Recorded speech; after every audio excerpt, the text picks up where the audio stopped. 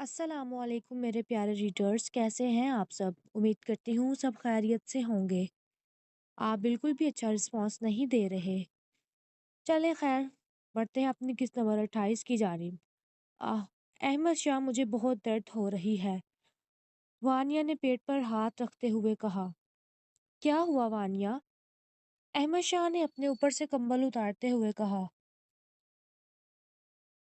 अहमद शाह, मुझे बहुत दर्द हो रही है। ऐसा लग रहा है जैसे मैं मर जाऊंगी। वानिया ने दर्द में कहा। चलो अभी के अभी तुम्हें अस्पताल ले चलूं मैं। हाँ चलो, ले चलो मुझे। अहमद शाह फौरन उठा और वानिया को लेकर कमरे से बाहर चला गया। तुम यहाँ सोफे पर बैठो, मैं गाड़ी बाहर निकालता हूँ। वानिया सोफे पर बैठी तड़प रही थी। सुबह 6 बजे का वक्त था, सब सोए हुए थे। कोई भी वानिया की हमदर्दी के लिए उठकर नहीं आया। अहमद शाह ने गाड़ी में बैठते हुए हॉर्न दिया। मेरे अल्लाह, मैं कैसे जाऊं बाहर तक? वानिया ने नाजिया को आवाज दी। नाजिया, नाजिया कहाँ हो तुम? नाजिया वानिया की आवाज़ सुनकर भागी चली आई। क्या हुआ बाजी आपको? मुझे गाड़ी तक छोड़ाओ, मैं बहुत दर्द में हूँ। नाजिया ने वानिया को सहारा दिया और इसे बाहर गाड़ी तक छोड़कर आई। वानिया मुश्किल गाड़ी में बैठी और अहमद शाह उसे अस्पताल ले गया। अहमद शाह, जल्दी गाड़ी चलाओ। हिम्मत करो वानिया, कुछ नहीं होगा।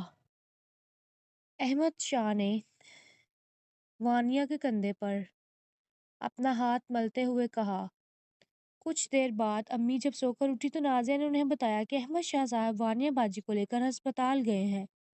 क्या हुआ उसे? अम्मी ने हैरानगी से पूछा।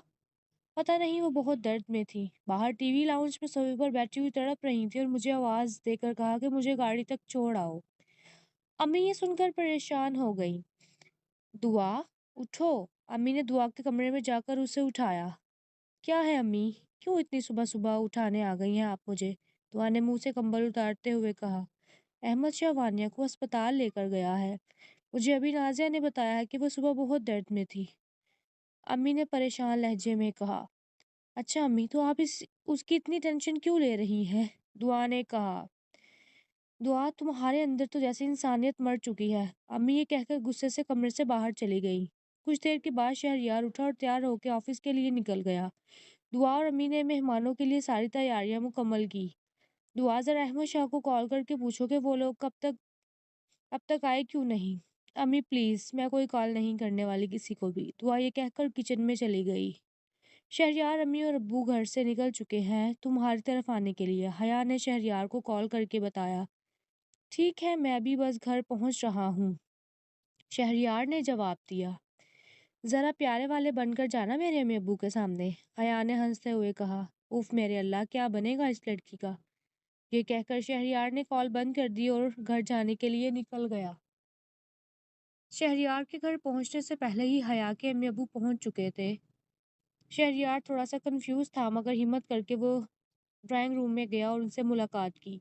वो लोग शहरयार की पर्सनैलिटी से काफ़ी मुतासिर हुए। शहरयार उनके पास बैठा। पढ़ाई के अलावा और क्या मसरूफियात हैं तुम्हारी? हया के अब्बू ने कहा। अभी कुछ दिन पहले मैंने ऑफिस ज्वाइन किया है, अब ऑफिस के सारे मामलात मैं खुद देखता हूँ, शहरयार ने धीमे लहजे में जवाब दिया। अरे ये तो अच्छी बात है, हया की अम्मी ने शहरयार की तरफ देखते हुए कहा। दुआ और अम्मी भी वहां आकर बैठ गईं। अच्छा जी, तो बताएं कैसा लगा आपको हमारा लड़का? शहरयार की अम्मी ने कहा। हमें तो बहुत अच्छा लगा शहरयार से मिलकर, हया के अब्बू ने जवाब दिया।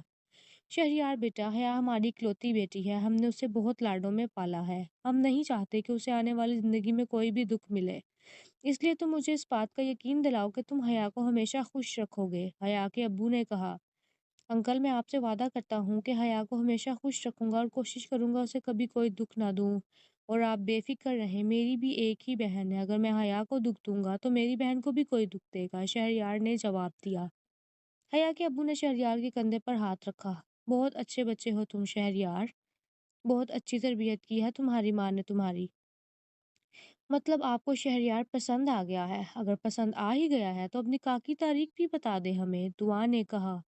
जी जी, क्यों नहीं, हया की अम्मी ने कहा। इतने में वानिया और अहमद शाह घर में दाखिल हुए। ड्राइंग रूम से हंसने की आवाज़ें आ रही थी।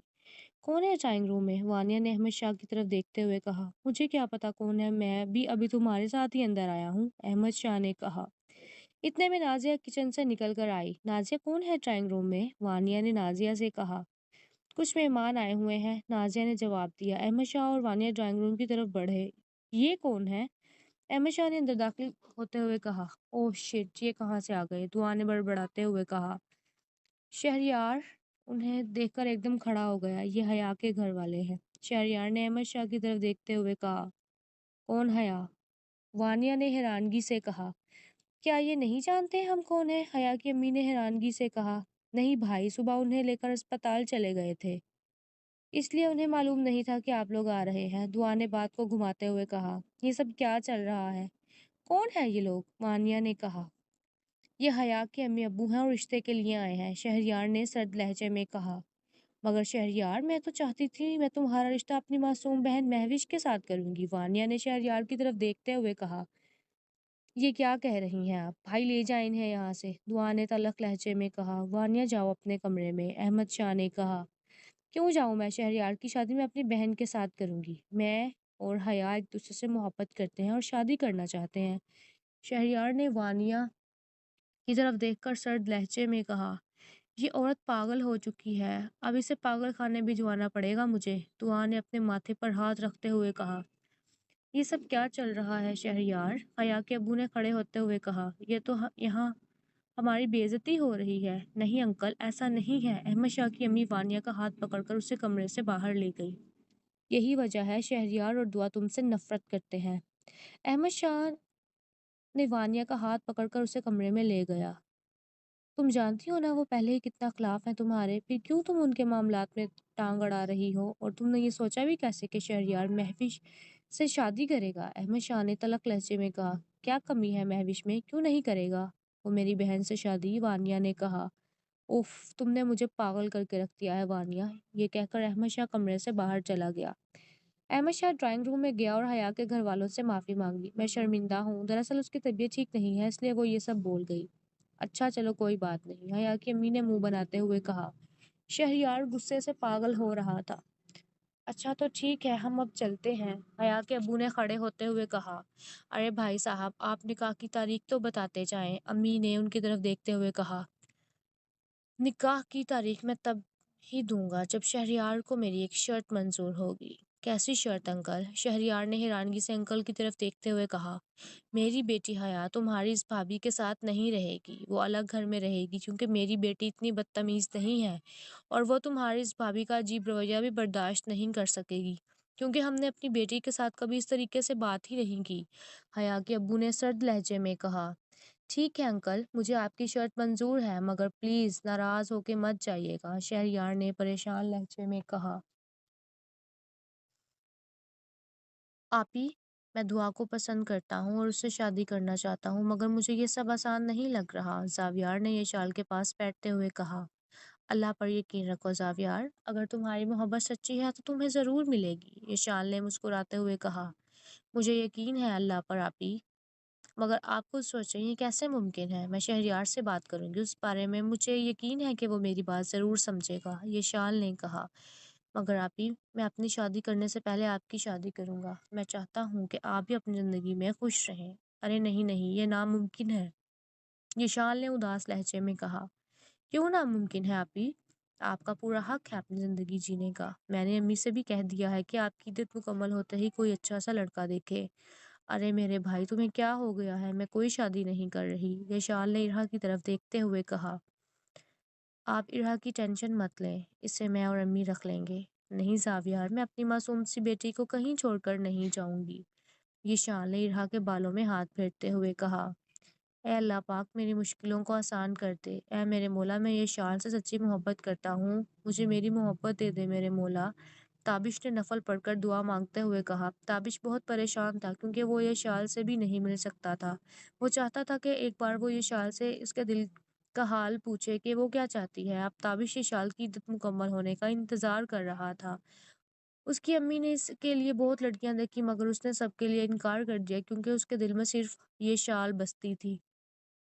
हया के घर वालों के जाने के बाद शहरयार نے سامنے پڑے ٹیبل پر شیشے کا گلاس زور سے دیوار کی طرف دے مارا۔ آخر چاہتی کیا ہے یہ عورت؟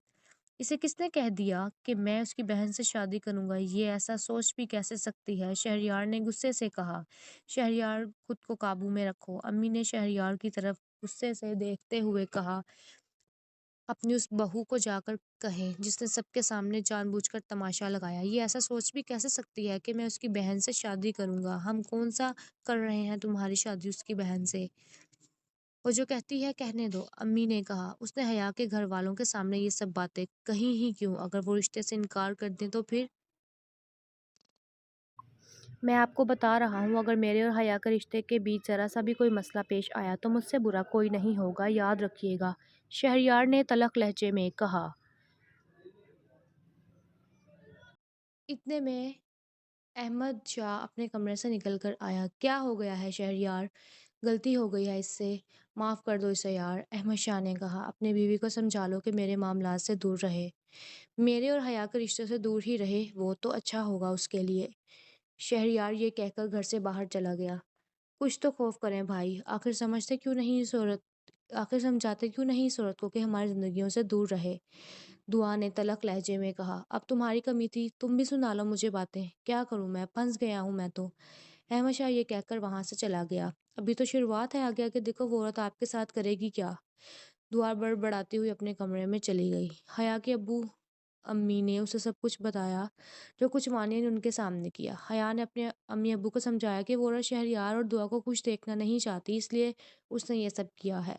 میں تو شہریار سے کہہ آیا ہوں کہ تمہارے لیے ایک الگ گھر کا بندوبست کرے، حیا کے ابو نے کہا۔ ابو، یہ آپ نے کیوں کہا شہریار سے؟ ایسا کچھ نہیں ہے، میں رہ لوں گی اسی گھر میں اور دیکھ لوں گی اس عورت کو، حیا نے جواب دیا۔ نہیں حیا، وہ بہت بدتمیز عورت ہے، تم اس کے ساتھ اس گھر میں نہیں رہو گی، ہم شہریار سے کہہ آئے ہیں، وہ اب تمہارے لیے اور اپنے لیے ایک الگ گھر کا بندوبست کرے گا، حیا کی امی نے کہا۔ ٹھیک ہے امی، جیسا آپ لوگوں کو بہتر لگے۔ حیا یہ سب سن کر پریشان ہو گئی کہ کہیں شہریار اور اس کے گھر والوں کو اس کے ابو امی کی یہ بات بری نہ لگی ہو۔ وہ کمرے میں گئی اور شہریار کو کال کی۔ شہریار غصے میں تھا۔ حیا، میں ابھی باہر آیا ہوں کام سے، تھوڑی دیر میں بات کرتا ہوں تم سے۔